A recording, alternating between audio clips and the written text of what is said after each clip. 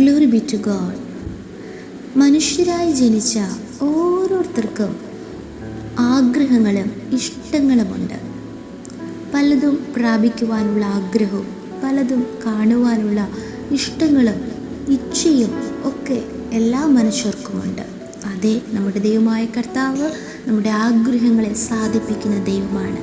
എന്നാൽ ജീവനെ ആഗ്രഹിക്കുകയും ശുഭകാലം കാണുവാൻ ഇച്ഛിക്കുകയും ചെയ്യുന്നവൻ ദോഷം ചെയ്യാതെ തൻ്റെ നാവിനെയും വ്യാജം പറയാതെ അധരത്തെയും അടക്കിക്കൊള്ളട്ടെ എന്ന് അപ്പോസ്തലനായ പത്രോസ് തൻ്റെ ലേഖനത്തിൽ 1 ലേഖനം 3 അധ്യായം 10 പറയുന്നു.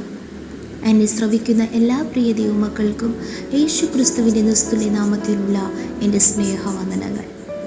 അതെ, പിതാവായ ദൈവം തൻ്റെ പുത്രൻ മുഖാന്തരം നമുക്ക് നൽകിയിരിക്കുന്ന ഏറ്റവും വലിയ വാഗ്ദത്വമാണ് നിത്യജീവനെ നൽകാം എന്നുള്ളത്. അതിനുവേണ്ടി തന്നെയാണ് പിതാവായ ദൈവം തൻ്റെ ഏകപുത്രനെ നമുക്ക് വേണ്ടി നൽകിയത്.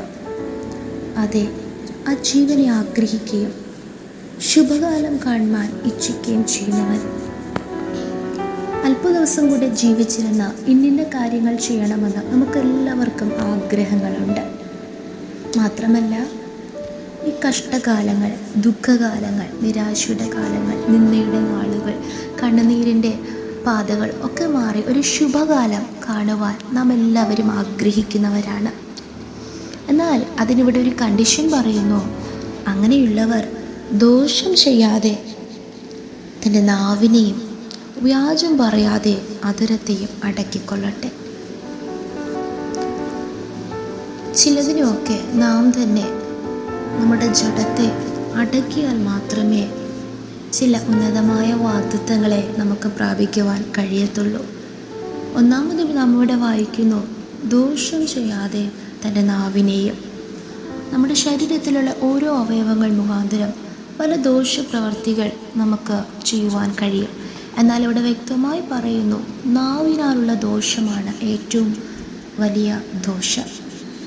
ആയതിനാൽ ഈ നാളുകളിൽ നമ്മുടെ നാവിനെ നമുക്ക് അടക്കാം. ദൈവകരങ്ങളിൽ നമ്മുടെ അധരത്തെ സമർപ്പിക്കാം. ദോഷം എന്ന് പറയുമ്പോൾ മറ്റുള്ളവരെ അല്ലെങ്കിൽ സ്തോത്രം വേദനിപ്പിക്കുക, തകർക്കുക, നിരാശയിലാക്കുക, അവരെ കഷ്ടപ്പെടുത്തുക, ഇതൊക്കെയാണ് ഉദ്ദേശിക്കപ്പെടുന്നത്. അങ്ങനെ ഒരിക്കലും നമ്മുടെ നാവിനാൽ ആരും വേദനിക്കുവാൻ ഇടയാകരുത്.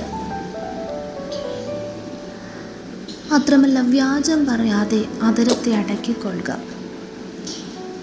ഇന്ന് സത്യവും അസത്യവും ഒക്കെ നിറഞ്ഞിരിക്കുന്ന ഒരു കാലഘട്ടമാണ്. ആരെയും നമുക്ക് പെട്ടെന്ന് വിവേചിക്കുവാനോ തിരിച്ചറിയുവാനോ കഴിയാത്ത അവസ്ഥകളാണ്. അപ്പോൾ തന്ത്രശാലികളായിട്ട്, ട്രിക്കിയായിട്ട്, തന്ത്രപരമായിട്ട് വ്യാജം പറഞ്ഞ് മനുഷ്യരെ വഞ്ചിക്കുന്ന യാതൊരു വിധമായ പ്രവൃത്തികളോ സംസാരങ്ങളോ വാക്കുകളോ നമ്മുടെ വായിൽ നിന്ന് പുറപ്പെടുവാൻ പാടില്ല. അതിനെയൊക്കെ നാം അടക്കിക്കൊള്ളണം. നാം ഇങ്ങനെ നമ്മുടെ നാവ് കൊണ്ട് ദോഷം പ്രവർത്തിക്കുമ്പോഴും അധരം കൊണ്ട് വ്യാജം പറയുമ്പോഴും ലോകം നമ്മെ പുകഴ്ത്തുമായിരിക്കാം. ലോകത്തിൽ നമുക്ക് ചില പ്രശംസകളും മാനങ്ങളും ഒക്കെ നമുക്ക് ലഭിക്കുമായിരിക്കാം. പക്ഷേ ആ മാന്യതകളൊന്നുമല്ല ദൈവം മുൻപാകെ നമുക്ക് ഏതാണോ മാന്യമായി തോന്നുന്നത് അത് ദൈവം മുൻപാകെ അത് ദൈവഹിതമില്ലാത്തതാണ്. ആയതിനാൽ നമ്മെ തന്നെ പൂർണ്ണമായി നമ്മുടെ നാവിനെയും അധരത്തെയും ദൈവകരങ്ങളിൽ ഏൽപ്പിച്ചു കൊടുക്കാം. യാതൊരുവിധ ദോഷവും ചെയ്യാതെ വ്യാജവും പറയാതെ ദൈവഹിതത്തിനൊത്തവണ്ണം മുന്നേറുവാൻ നമ്മെ തന്നെ സമർപ്പിക്കാം. നിശ്ചയമായി ഈ ഭൂമിയിലും നമുക്ക് ദൈവം വച്ചിരിക്കുന്ന കാലത്തിന് മുന്നേ യാതൊരു ദോഷം വരാതെ വേണം ആഗ്രഹിക്കുന്ന നന്മകളെ പ്രാപിക്കുവാനും അതുപോലെ ശുഭകാലങ്ങളെ കണ്ട് സന്തോഷിക്കുവാൻ ദൈവം നമ്മെ സഹായിക്കട്ടെ.